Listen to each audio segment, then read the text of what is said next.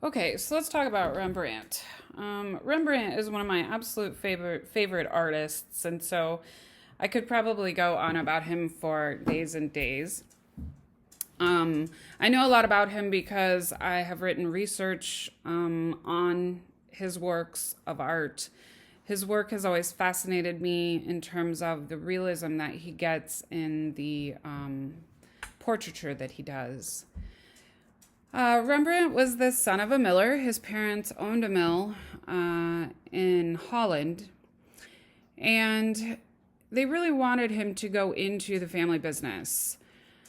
He turns 20 and he decides that he really does not want to go into the family business, and instead of being a miller, he really wants to go into art. And so he goes against his parents' wishes when he's 20 and he moves to Amsterdam and pursues his dreams of art.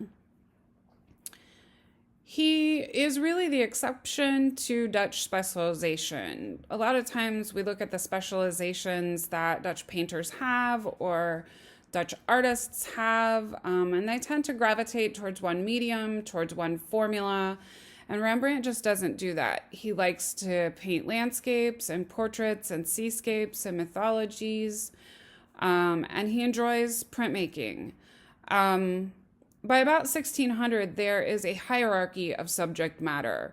Still lifes are the highest form. Oh, I'm sorry. There's a hierarchy of subject matter.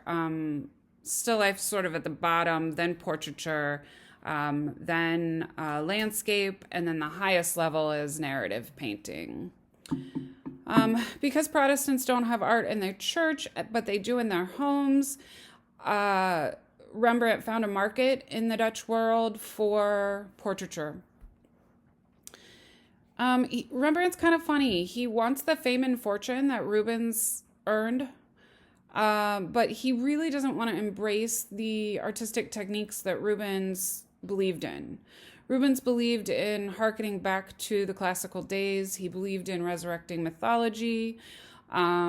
He liked painting women in these voluptuous forms that were inspired from classical Rome. But Rembrandt just feels that classicism is dead. It's time to move on to more modern ways of representing things. And to some degree, Rembrandt was before his time. We don't see the kind of realism that Rembrandt puts into his subject matter until we get through Romanticism into realism. His portraits tend to be the mainstay of his career. He also is a printmaker. He marries well. He marries a woman named Saskia. She is the daughter of the mayor, and her uncle is an art dealer. And so he gets a connection for art through their marriage.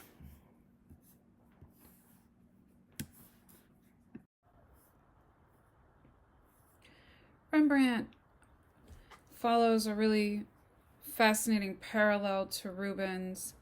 I mentioned that he wanted the fame and fortune of Rubens, but he didn't want to travel to Italy. He never actually goes to Italy to study. He feels like he has everything he needs in Holland. In 1632, he moves to Amsterdam and he buys the biggest house on the street in Amsterdam. Unfortunately, his financial fortune is interrupted because he invests in some poor investments and loses everything that he has. And so he has to file for bankruptcy. And then I think shortly after that, Saskia dies in childbirth. And because of that, he just really ends up in a bad position. The art community in Holland knows that, or in Amsterdam knows that Rubens has lost his home, and he's somewhat embarrassed. The main difference between him and Rubens is the classicism. Rubens falls back on that classicism and is very, I'd say he's very diligent at using the imagery that he found in Italy. Whereas Rembrandt just doesn't feel like it's necessary.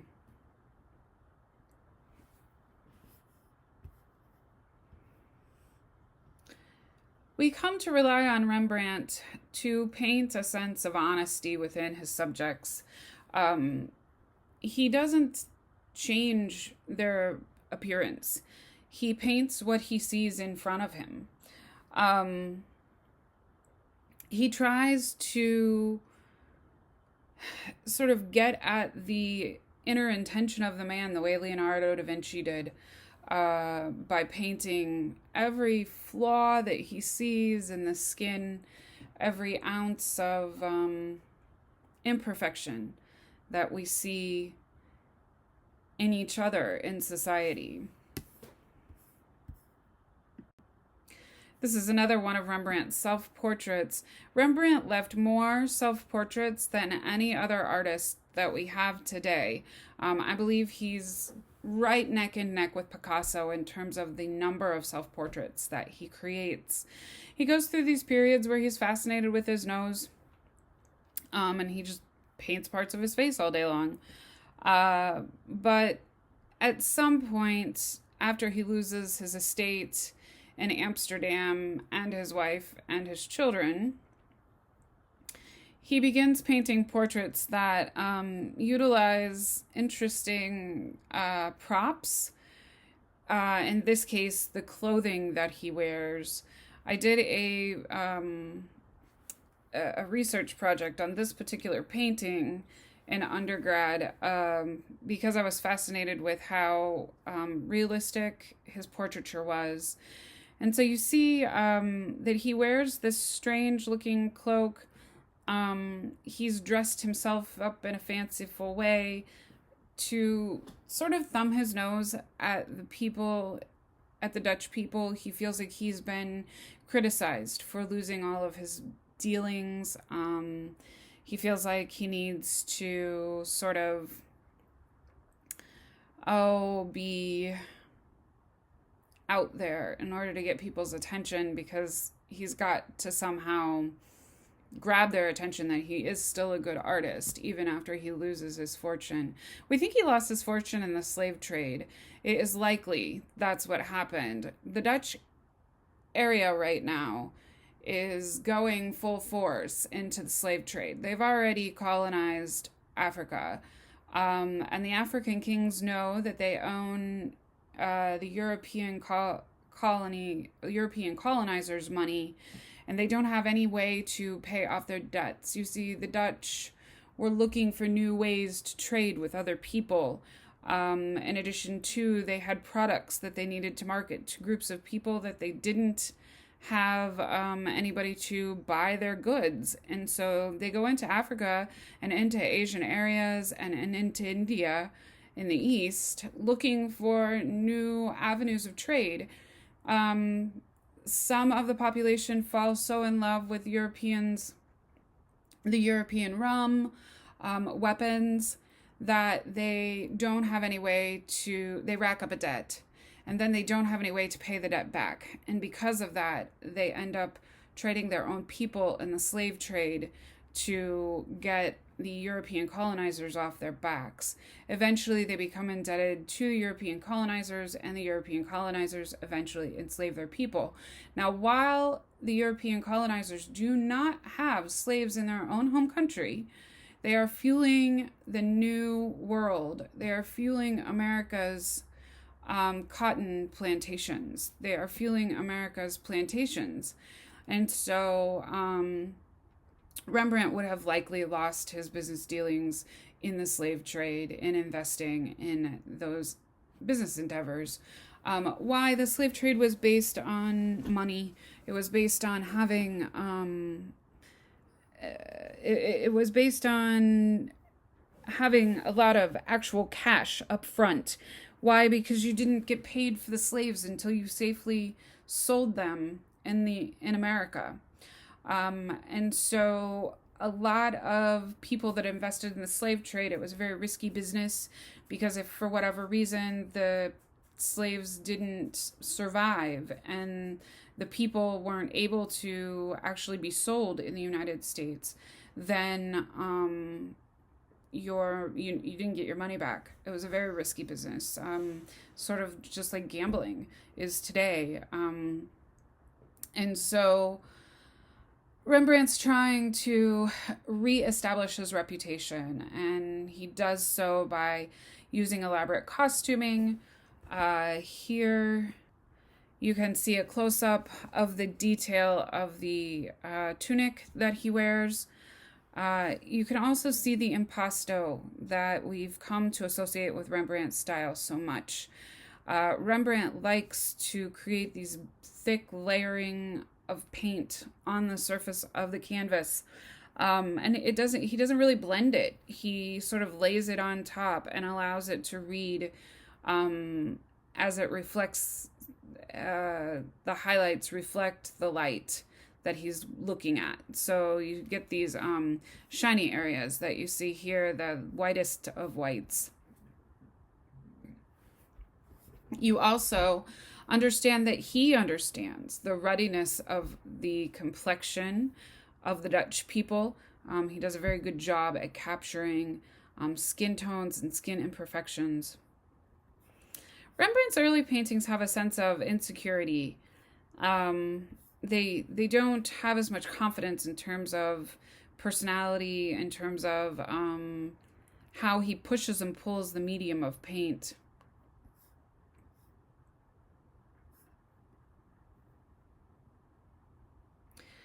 Rubens uses his own face as a study to be able to paint exactly what he sees. This is a distinct expression. We call it Baroque psychology. It's the idea that he has a biography of his life in his paintings. It's ingrained sort of in the paint.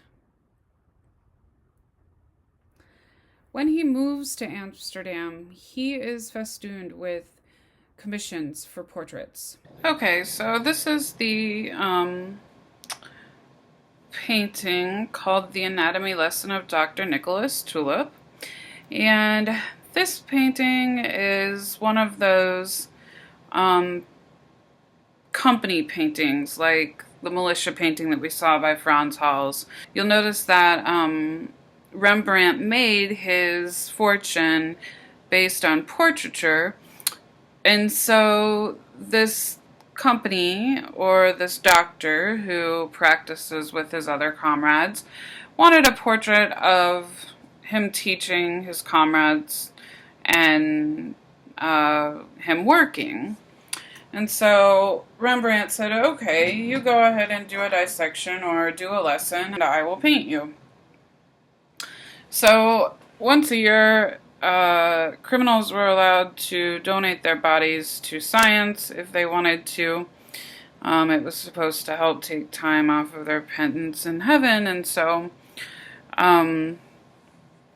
this man who was a criminal donated his body to science, and all of the doctor's company are students, and they're watching Dr. Tulip dissect this cadaver, and you see that he's got these forceps and he's holding up veins of the man's arm, and the rest of the group is looking in on the lesson, curious and obviously raising the status of the doctor, stating that the doctor knows what he's talking about and showing that that they're interested in what the doctor has to say. So let's look at how Rembrandt's portraiture grows in skill. This is probably his absolutely most famous portrait. It is called The Company of Captain Frans Bonningkock, and it is a militia portrait, just like the one that Frans Hals did. However, we see here that Rembrandt has really made a huge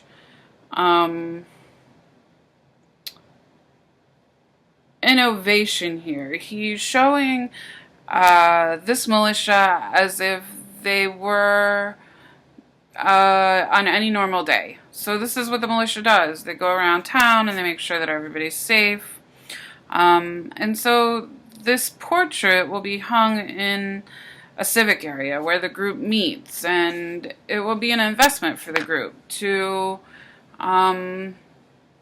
show the community what the group is about and why the community should favor the group. And so Rembrandt found it a challenge to represent the participants of the militia.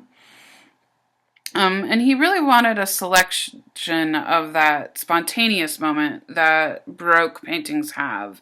He wants to express to you, a split-second timing of exactly what the militia does in a day. And so he uses the light as a dramatic effect. And you see that Captain Franz Bonenkoch is the one who has the light dramatically shown on him. And he's talking to the militia director. And then the other light that we see actually comes from this young girl back here.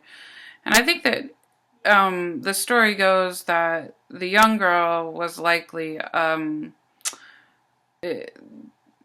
somebody that the militia had been trying to save or something like that. She's a ghost or an angel. She's from another heavenly realm, and it kind of likens Captain Bonenkoch to a heavenly being. So there's some special things about this particular portrait. We see that he really models the light subtly from the really great highlights like on Franz Bonenkoch and the angel to the really dark darks, and it gives a sense of space and depth within the painting.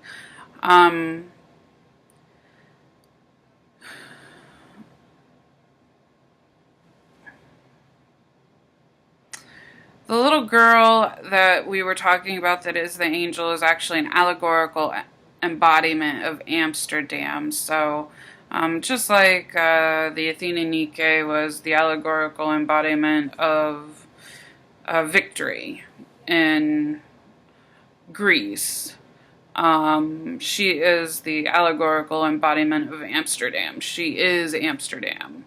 If Amsterdam was a little girl, that's what she would look like, according to Rembrandt. There's a chicken dangling from her belt. The leg of the rooster is the emblem of this militia company, and so the pun is that Captain Bonenkoch's name is Franz Bonenkoch, which is another name for chicken, and so they think that's funny. We think that Rembrandt studied a manual to get the actual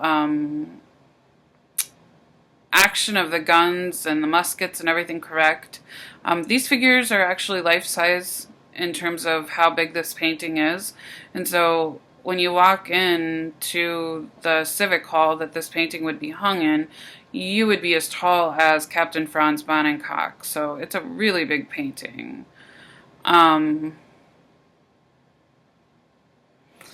When you stand in front of this painting in real life, it's as if the figures literally step out of the canvas and into our world.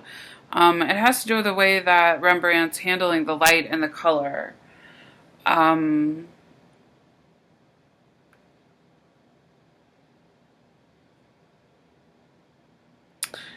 There's a list of the company painted in the portrait, and that's based on how much they paid to be painted in the portrait. So if you paid more, you were representing closer to the front, and then as time goes on and you paid less, you are represented further in the back. This particular painting makes the rest of the paintings in the civic hall seem flat and boring. Rembrandt just really solves the issue that Halls had, which was, how do I make this militia come to life, seem as if they're a real group of people who do real things? And so Franz Hall's paintings end up seeming insignificant compared to Rembrandt's. This painting actually has an interesting life behind it. It was the victim of a horrible slashing, and ended up needing really significant repair. If you go to the hall that it's lives in, its permanent home for today, you would see that it's had to have some repair. So it's interesting that it has evoked such an emotional response from viewers.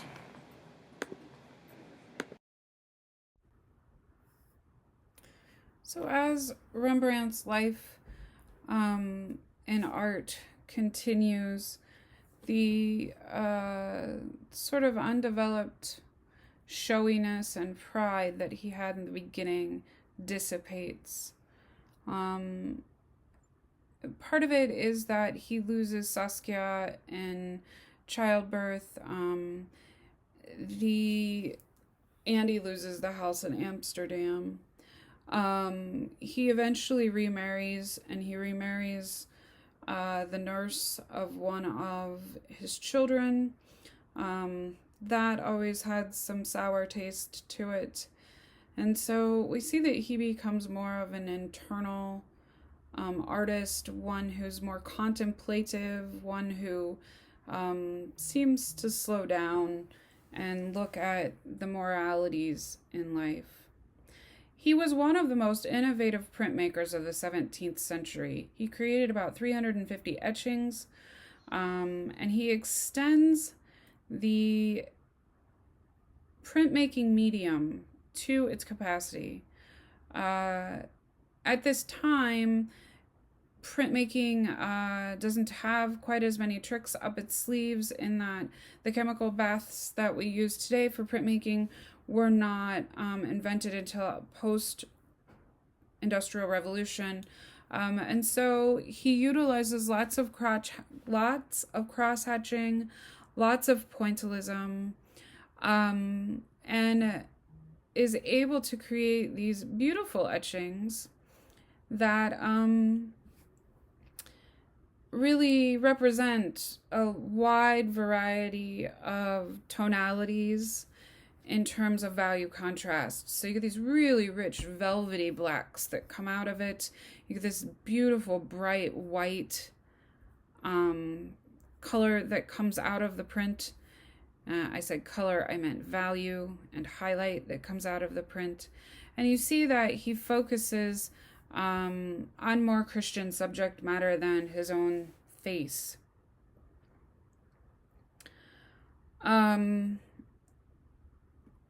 What he did in paint on the canvas, being able to use the paint to create these painterly effects of impasto and age within the face, we see that he's able to carry over in terms of detail in his printmaking. He's able to communicate through the printmaking medium a lot of different image messages. So if you look at this particular print, you see that Jesus stands in the center. He's the main place that light focuses. Light seems to radiate and emanate from him. This is Jesus with the sick all around him. He is healing people. You see to Jesus's left the group of people that sit at Jesus's feet. Rembrandt represents them in these very crisp, clean lines, so you get a very clear idea of what's going on to Jesus's right hand. At his left hand, Rembrandt leaves this part of the etching a little bit less finished. He doesn't seem to need to describe every little detail of every person in the crowd. He's able to sort of push and pull the medium to give you more information in terms of some people and not others. Why? Well, he's illustrating a story to you. So he's illustrating Christ with the sick around him. The most important people that Rembrandt renders in the etching are the people at Jesus's right. No, I'm sorry. I keep getting my right and my left mixed up. It's because I'm talking about Jesus's right and left. I'm talking about the figures that are on the right-hand side, your right-hand side of the print. these crisp figures that have very strong detailed line work that we can easily see what's going on at the feet of Jesus. These are the ones who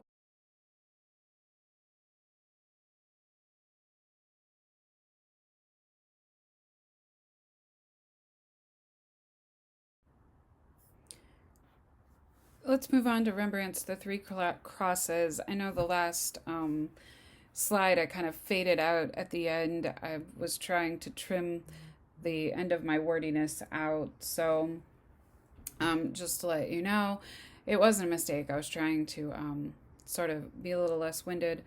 At any rate, the Three Crosses, Rembrandt utilizes a similar technique in terms of clarity in his figures. You see, some of the figures are very crisply defined, and others of them are less so.